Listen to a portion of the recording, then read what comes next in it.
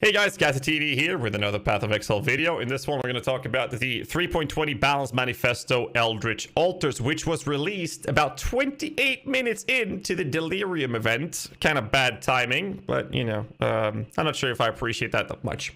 Either way, the TLDR is very straightforward. I'm not going to go too much in depth and detail with all of the changes that was happening. Basically, they're going to be changing a couple things to incentivize people to run Maven-influenced content rather than Eldritch influence, or at least giving that as an incentive to have as an option rather than the Eldritch influence approach. You get to choose now depending on the rewards you want. There are some basic changes, such as the basic currency no longer going to drop augmentations, transmute, whetstones, and scraps, and you're going to have 3 specific currencies like Exalted, Vol Orbs, Chaos, and Divine Orbs as an example. There's a lot of changes in terms of these rewards. I'm not going to go too much in depth with these things. If you want to read the details, check out the link down below in the descriptions. Instead, what I'm going to be doing is talking about some things that I think is a little bit concerning. And before that, I do want to mention that they are changing scarabs so we can actually sell 3-to-1 scarabs to upgrade them, which I think is a really cool change. Besides that, I think that generally the changes are really good, but what I want to focus my topic on is actually the change that they're doing to the Eldritch Altars versus the Maven influence changes that they're doing. And basically the changes that they're doing is reducing the amount of packs spawned by the altars by 33%, and they're increasing the altars by 50% to offset this, which has its pros and cons, obviously. This is one of the things they're doing to incentivize people to do bosses with the altars choices rather than map clearing, which is a really cool change.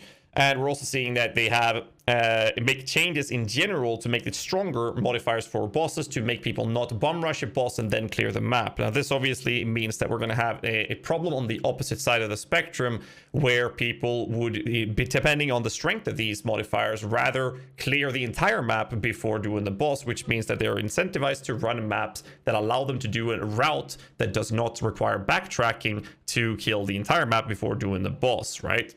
So I think it's just the same problem on the other side of the spectrum, but we'll see how it goes. I think it's fine. I do believe that this is better for the general or the majority of the player base, because most people are not min-maxing sweaty nerds that are min-maxing this way, and I think that the rewards will be better for them in general.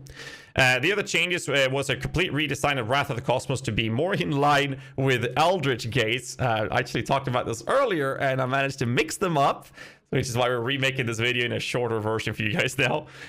So basically, the Eldritch Gaze has an additional downside, but a 50% increase of the upsides of the Eldritch altars. In the current approach of the changes, they are saying that instead, they're redesigning it so that each altar has a 50% chance for an additional upside, and then those that have an additional upside have their downside in effect increased by 100% to basically increase the overall risk versus the reward nature of the keystone. And basically, I'm not really happy with this either way, because basically you're taking a node that will give you 50% chance of getting something beneficial out of it, but then again, we're also getting 50% more altars on the maps. I'm not sure if I like it. I'd rather see them being a reflection, such as having Wrath of the Cosmos being a similar version of Eldritch Gaze, or identical rather, but for the Searing Exarch. I would have rather seen that, but you know, it's just my personal opinion on that specific topic. I think the concerning thing that I wanted to talk mostly about when I've read this, and I think you all should, the link is in the descriptions below, of course. I think that with the changes that they're doing, with a Maven, is that they're allowing Maven map bosses to drop woke gems, and this will encourage people to run Maven Witness instead of Eldritch influences.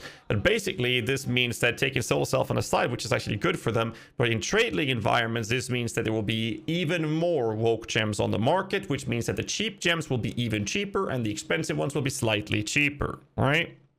And with this in mind, I think that the differences between Maven running versus Eldritch running is basically going to be that the Maven ones will basically you trying to get those big ticket woke gems, like depending on the meta of the game, such as Multi-Strike, Echo, Unleash, GMP Chain, depending on the current meta of the game, right? So that's one thing. But the Eldritch influence will give you consistent rewards for consistent time and work put into the game, which is something I prefer, and I think a lot of people would as well. Which seems to me that the Eldritch part is still going to be better, which was, you know, up here and Maven was down here, and they nerfed the top end and buffed the low end to be more in line with one another.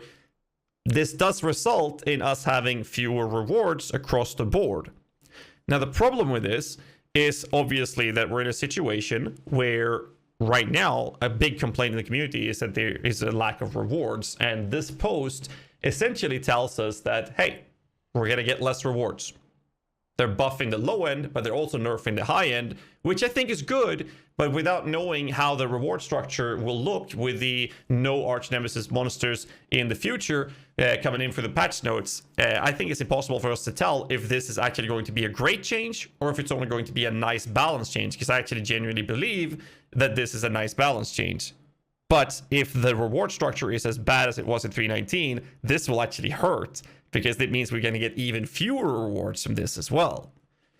Outside of that, I'm not really sure what else to say. I think that the changes, you know, if you just read these and taking everything else aside, I think the changes are really good, outside of the fact that they posted it in the middle of the Delirium Everywhere when the timing is absolutely atrocious.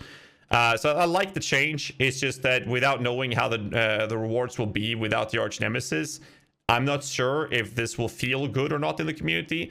But you know, it's too early to say in my opinion, but let me know in the comments below what you guys think of it, if you think it's good or bad, and also give me a comment what you guys think about the reward structure based on the information that we have. And yeah, that's basically it.